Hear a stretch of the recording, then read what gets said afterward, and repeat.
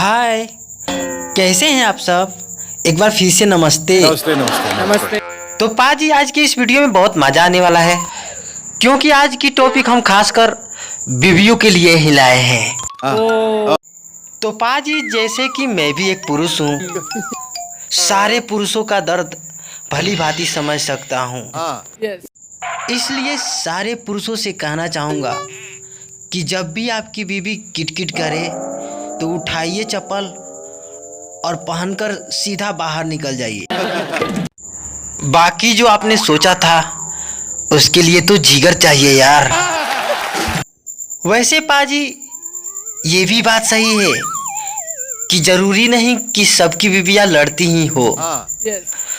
कुछ बीवियाँ तो सब्जी में ज़्यादा नमक डालकर भी बदला ले लेती है।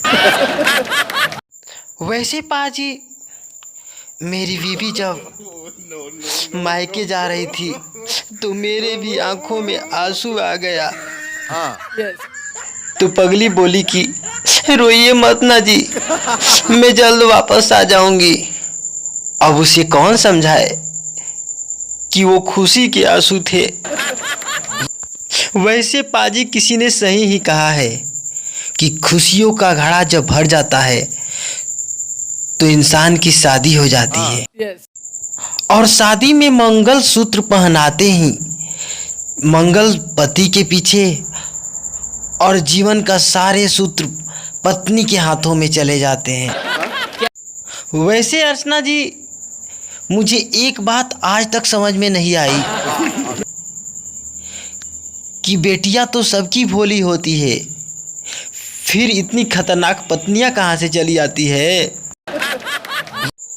संजोग से एक कुंवारा लड़का मुझसे पूछा कि भाई, आपकी तो शादी हो चुकी है, जरा हमें भी तो बताइए कि शादीशुदा जीवन आखिर कैसे कटती है। तो मैं बोला, बाबू, पड़ोसन से पटती है और पत्नी से फटती है। एक शादीशुदा मर्द का जीवन कुछ ऐसे ही कटती है।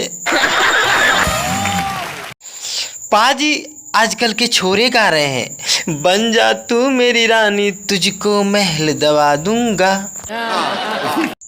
और खुद प्रधानमंत्री आवास योजना में रह रहे हैं। एक आदमी ने मुझसे पूछा कि शादी क्या है,